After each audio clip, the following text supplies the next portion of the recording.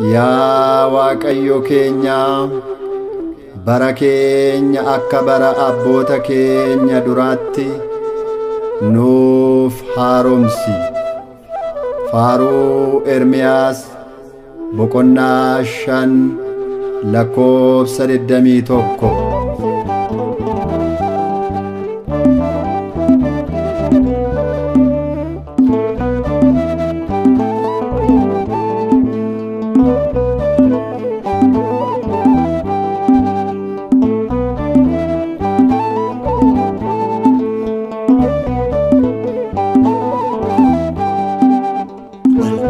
Godane sabaket bayate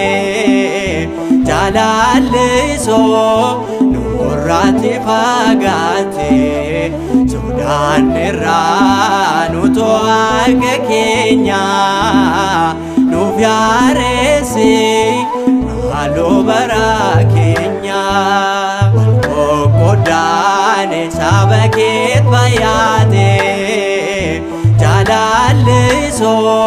nurrati fagate Sudan irranu to arge kenya nufyaresi malo bara kenya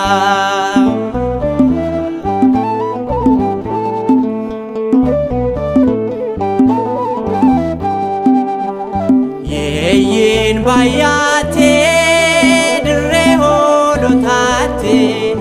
Holonni simbobane ogara bishaneti Oso welemno binesan nyatamne Nunesin yakofta nusibofatamne Qoqa irgamotan yota jadile halkanifi guya bekumsa kenyan Vayelallamne yo bujjine biya qabenya kenya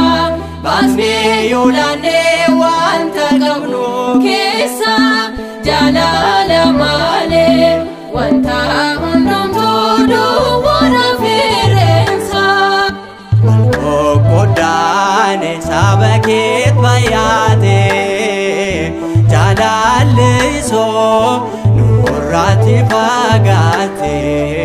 Sudan irranu to arge kenya nufyaresi malo bara kenya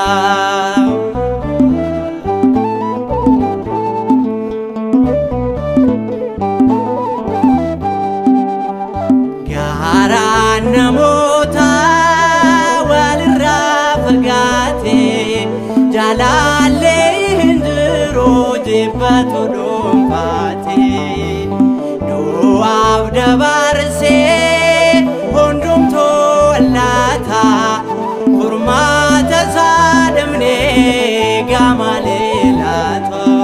Qoqa irgamotan yota jadile halkanifi guya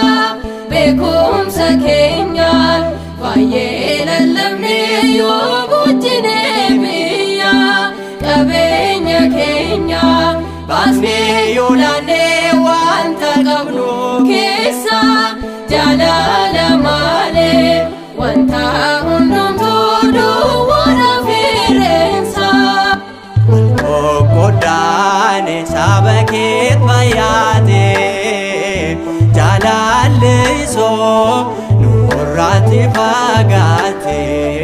Sudan irranu to arge kenya nufyaresi malo bara kenya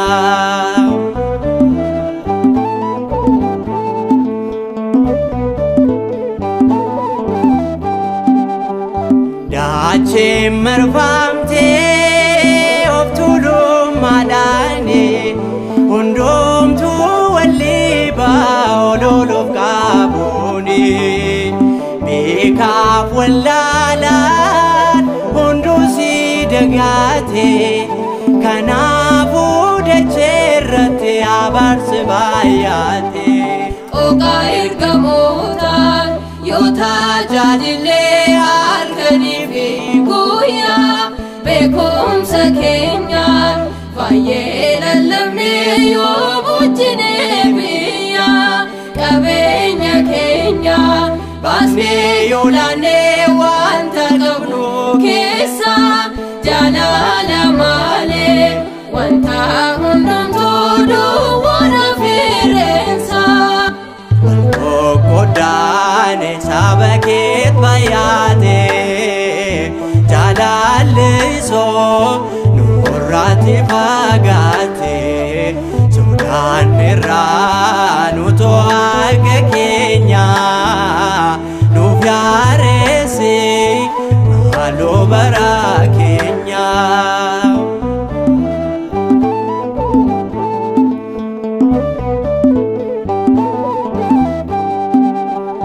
Raajinke gooftaa martuu raawwatame xiqqaa fi guddaanis hundumtuu raafame bareechamaadha ateenoonni seeyne yaada sammuu keenyaaf ateenuun laatee qooqaa ergamootaan yoo tajaajillee halkanii fi guyyaa